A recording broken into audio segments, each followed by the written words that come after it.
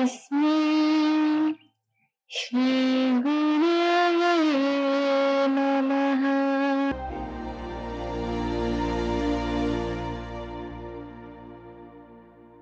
தெவிட்டாத ஞான தெளிவையும் காட்டி ஐம்புலன் தன்னை அடக்கும் உபாயம் இன்புறு கருணை இளைஞன கருளி கருவிகள் ஒடுங்கும் கருத்தினை அறிவித்து இருவினை தன்னை அருத்திரில் கடிந்து தத்துவ நிலையை தந்தனை ஆண்ட வித்தக விநாயகா திரைகழல் சரணி.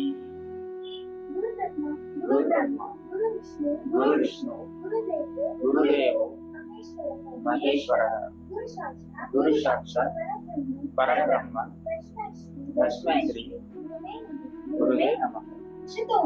சதோமா சப்தமய தமசோமா ஜோதிர்கமய மிருத்யோமா அமிர்தம் கமய. அன்புள்ள ஆஞ்சநேய அன்பர்களே, சென்ற சமய வகுப்புல ஆதிசங்கரர் அருளிய பஜகோவிந்தம் முதல் பாடல், பஜகோவிந்தம் பஜகோவிந்தம் பஜகோவிந்தம் மூடமதே சம்பிராப்தே சந்நிகிதே காலே நகினை ரசதி டுக்ரிங்கரணி. இந்த பாடல் நம்மளோட விளக்கம் நம்ம பார்த்தோம். அதாவது அது மறுபடியும் ஞாபகப்படுத்து. கோவிந்தனை வழிபடு கோவிந்தனை வழிபடு கோவிந்தனை வழிபடு. மரணகாலம் நெருங்கிய பொழுது துக்ரிங்கரனை போன்ற வியாக்கரண தாது பாடம் உன்னை ஒரு காலம் காப்பாற்றவே காப்பாற்றாது. அதாவது ஆதிசங்கரர் இந்த முதல் பாடல், முதல் 10 பாடல் அவர் பாடியிருக்காரு. மீதி 20 பாடல்கள் அவருடைய சீடர்களால் பாடப்பட்டது. மொத்தம் 30 பாடல்கள். இதுல குரு வணக்கமும் தன்னுடைய குருவையே கோவிந்தனாகவும், அதாவது பரமாத்மாவாகவும் மனதில் இணைத்து குரு வணக்கத்தோட ஆரம்பிக்கிறார். முதல் பாடலே இப்பதான் ஆரம்பிக்குது. அது என்ன அப்படின்னா, மூட ஜவீனி சனாகம திருஷ்ணாம் குருசத் புத்திம் மனசி வித்ருஷ்ணாம் எல்ல பசே நிஜர் தர்மோத் பாத்தம் வித்தம் தேன வினோதய சித்தம். அதாவது இதுக்கு என்ன அர்த்தம் அப்படின்னா, விவேகமற்றவனே, பொருள் வர வேண்டும் என்ற பேராசையை ஒழித்து விடு. மனதில் பேராசை இல்லாத நல்ல புத்தியை நாடு. உனக்கு உரித்தான கர்மத்தால் எந்த பொருளை அடைகிறாயோ அதனால் சித்தத்தை இன்புறச் செய்வாயாக. எடுத்துடனே விவேகமற்றவனே, அதாவது அறிவில்லாதவனே அப்படின்னு சொல்லி அன்பா திட்டார். ஏன்னா ஒரு குரு ஒரு சீடனை திட்டும் போது அது குரு ஒரு சீடன் மேல இருக்கக்கூடிய ஒரு அன்பாலையும் ஒரு அக்கறையாலையும் தான் அவர் திட்டுவாரு. ஒரு தந்தையின் கண்டிப்பு மாதிரி தான். தன்னோட மகன் நல்லா இருக்கணும் அப்படிங்கிறதுக்காக, கெட்டு போயிடக்கூடாது அப்படிங்கிறதுக்காக. ஏன்னா எல்லா குருமார்களும் ஆன்மீகத்துல என்ன சொல்றாங்க அப்படின்னா, பேராசையை ஒழித்து விடு, பொருள் வர வேண்டும் என்ற பேராசையை ஒழித்து. தமிழ் மூதாட்டி அவ்வை பிராட்டி கூட என்ன சொல்றாங்கன்னா, பாடுபட்டு பணத்தை சம்பாதித்து கேடுகெட்ட மானிடரே கேளுங்கள், கூடுவிடிங்கு ஆவிதான் போயின பின்பு யாரை அனுபவிப்பார் பாவிகால் அந்த பணம் அப்படின்னு சொல்லி சொல்றாங்க. ஏன்னா பொருள் பணம் இதெல்லாம் ஒரு குறிப்பிட்ட அளவுக்கு தான் வாழ்க்கைக்கு தேவை. மனிதன் என்ன நினைச்சுக்கிறான் அப்படின்னா, பணம், செல்வம், சொத்து, சுகம் இதெல்லாம் தான் வாழ்க்கைன்னு நினைச்சுக்கிறான். ஆனா இது மட்டுமே வாழ்க்கை. வள்ளுவ பெருந்தகை கூட என்ன சொல்றாரு, செல்வத்துள் செல்வம் செவிச்செல்வம் அச்செல்வம் செல்வத்துள் எல்லாம் தலை. குருவின் வாயிலாக அந்த ஞானம், பல நல்ல ஆன்மீக விஷயங்களை கத்துக்கிட்டு ஞானம் அடையிறது தான் இருக்கிறதுலயே மிகப்பெரிய செல்வம். அது அழியாத செல்வம் கல்வி அப்படின்னும் சொல்லப்பட்டிருக்கு. அந்த கல்வி அப்படிங்கிறது ஆன்மீக கல்வி, ஞானமடைய. ஏன்னா சுவாமி விவேகானந்தர் கூட எது தன்னை இறைவனை அடைய செய்யுமோ, இறைவனை உணர வைக்குமோ அந்த கல்விதான் உண்மையான கல்வி அப்படின்னு சொல்லி குருதேவர் ராமகிருஷ்ண பரமரும் சுவாமி விவேகானந்தரும் தான் சொல்லியிருக்காங்க.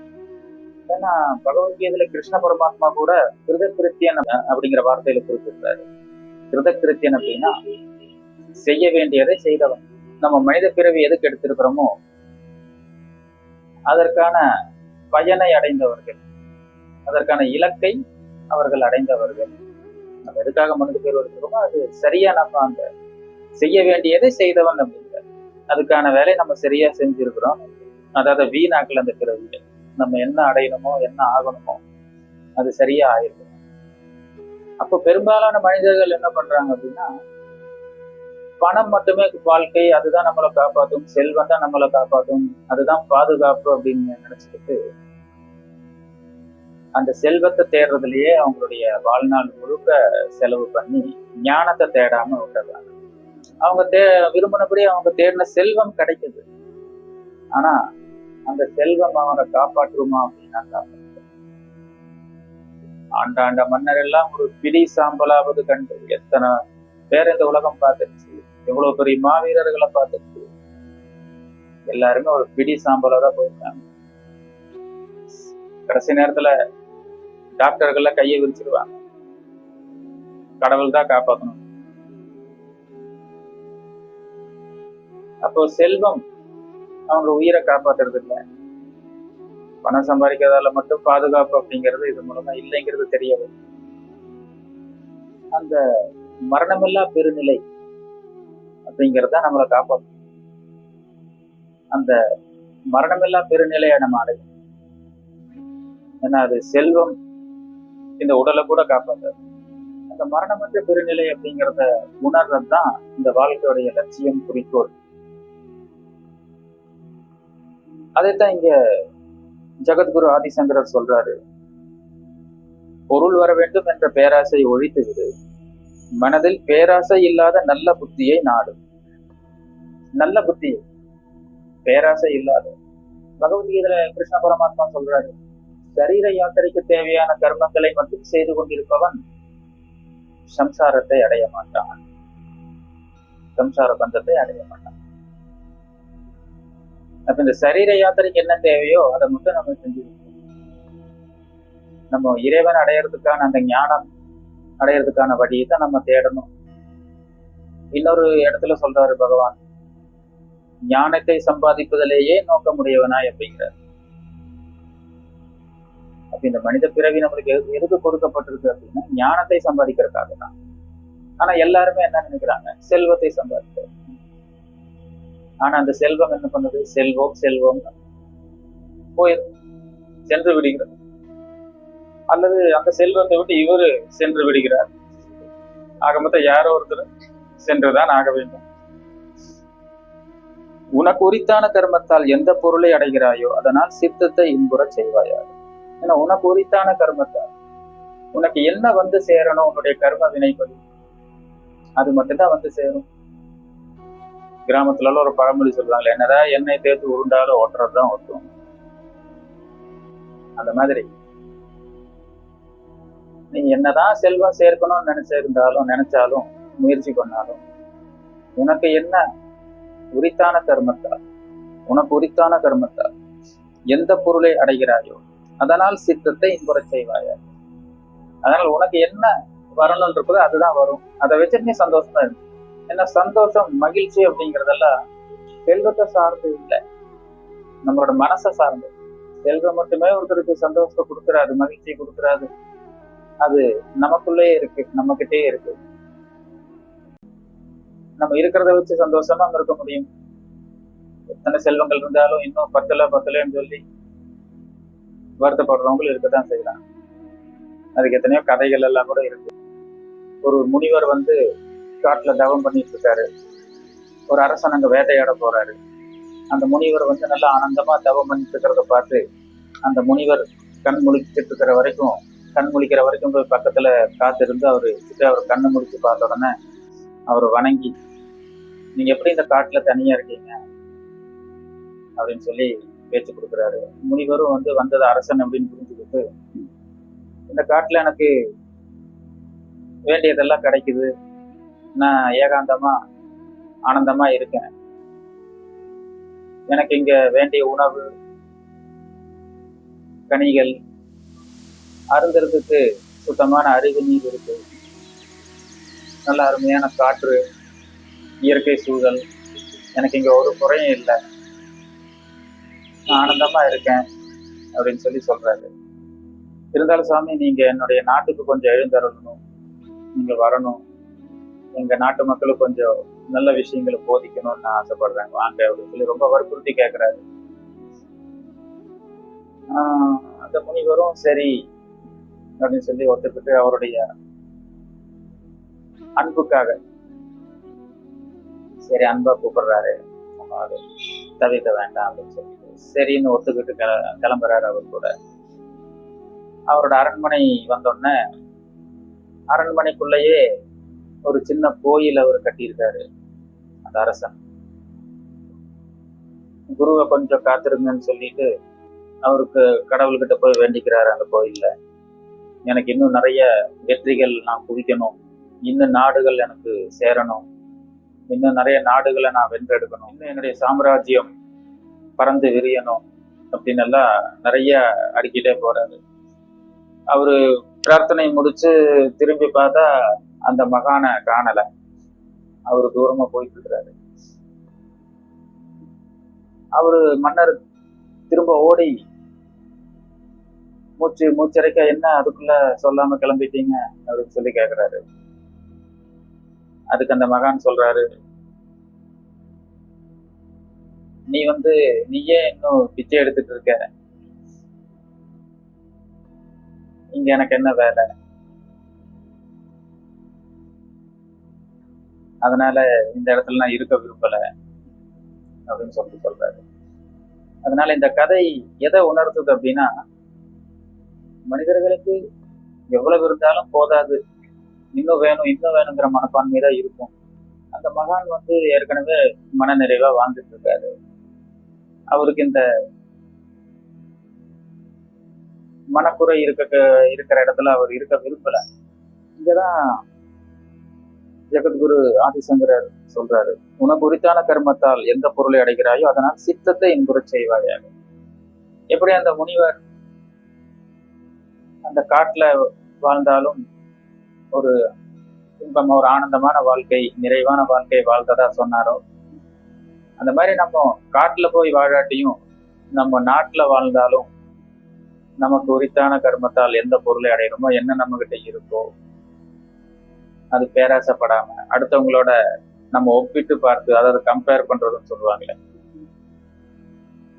அந்த கம்பேர் பண்ணி அவன் இவ்வளவு பெரிய வீடு கட்டிக்கிட்டான், இன்னும் நம்மளும் கட்டணும், அவன் கார் வாங்கிட்டான் நம்மளும் வாங்கணும் அப்படின்னு சொல்லி அடுத்தவங்களோட நம்ம ஒப்பிட்டே நம்மளை வாழாம நமக்கு குறித்தான கர்மத்தால் என்ன நம்ம அடையிறோமோ, நம்ம கிட்ட என்ன இருக்கோ அதுல தேவையில்லாத செலவுகளை குறைச்சு நம்ம வாழ்ந்தோம்னா நம்ம மன அமைதியோட வாழலாம். அதனால மகிழ்ச்சிங்கிறது நம்ம கிட்டேயே தான் இருக்கு. சூழ்நிலை நம்மளுக்கு சாதகமா நம்ம ஆக்கிக்கணும். ஆதிசங்கரர் தன்னுடைய விவேக சூடாமணி அப்படிங்கிற நூல்லையும் குறிப்பிடுறாரு. ஜீவன் முக்த லட்சணம் அதை பத்தி குறிப்பிடும் போது, பணம் இல்லாதவராக இருந்தாலும் அவரே மகிழ்ச்சியானவர் அப்படிங்கிற வார்த்தையால் குறிப்பிட்டார். பகவத்கீதையில கூட கிருஷ்ண பரமாத்மா என்ன சொல்றாரு அப்படின்னா, புறப்பொருட்களை விட்டு தன்னில் தான் மகிழ்ச்சி காண்பவன் ஸ்தித பிரக்ஞன் அப்படிங்கிற சுலோகம் மூலமா குறிப்பிட்டார். புலன்களை வெளியே விட்டு, புலன்கள் மூலமா இல்லாம அந்த ஆனந்தம் சந்தோஷம் அப்படிங்கிறது புலன்கள் மூலமா வர்றது உண்மையான ஆனந்தம் கிடையாது. ஏன்னா இன்னொரு ஸ்லோகத்துல, புறப்பொருட்களால் ஏற்படும் சுகங்கள் துக்கத்திற்கு காரணங்கள், அவை ஆதி அந்தம் உள்ளவை, எனவே விவேகம் உள்ளவன் அவைகளில் நாட்டம் கொள்ள மாட்டான் அப்படின்னு சொல்றாரு. அப்போ மகிழ்ச்சி ஆனந்தம் அப்படிங்கிறது புலன்கள் மூலமா வர்றது. என்ன சுவாமி விவேகானந்தர் கூட சொல்றாரு, இன்பம் கூட்டல் விகிதத்தில் என்றால் துன்பம் பெருக்கல் விகிதத்தில். அதை நம்ம அடிக்கடி மனசுல நினைச்சு ஆழமா பதிய வைக்க வேண்டிய ஒரு வார்த்தை. மகா மந்திரம் கூட, இன்பம் கூட்டல் விகிதத்தில் என்றால் துன்பம் பெருக்கல் விகிதத்தில். அதனால தன்னில் தான் சுகம் காண்போம். அந்த சுகம் அப்படிங்கிறது வெளியிலிருந்து நம்மளுக்கு கிடைக்கக்கூடாது, அது தன்னில் தான் இருக்கிறத நம்ம உணரணும். அதுதான் உண்மையான ஆனந்தம். தன்னில் தான் சுகம் காண்போம். ஸ்தித பிரக்ஞன் அப்படின்னா ஜீவன் முக்தன், அவன் தான் ஜீவன் இருக்கும் போதே முக்தி அடையும். இது அடையணுங்கிறது தான் ஆதிசங்கருடைய நோக்கம் அதைத்தான் இங்க குறிப்பிடுறாரு. விவேகமற்றவனை, பொருள் வர வேண்டும் என்ற பேராசையை ஒழித்துவிடு, மனதில் பேராசை இல்லாத நல்ல புத்தியை நாடு. உனக்கு உரித்தான கர்மத்தால் எந்த பொருளை அடைகிறாயோ அதனால் சித்தத்தை இன்புற செய்வாயாக. இதோட இந்த முதல் ஸ்லோகம் முடிவடையுது. நம்ம அடுத்த சத்சங்கத்துல இரண்டாவது ஸ்லோகத்தை பார்க்கலாம்.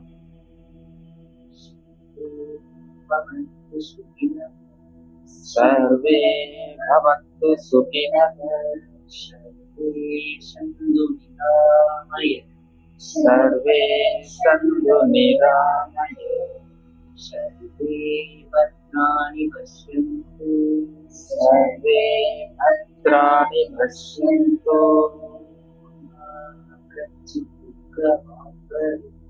மா கச்சித் துக்க பாக் பவேத்.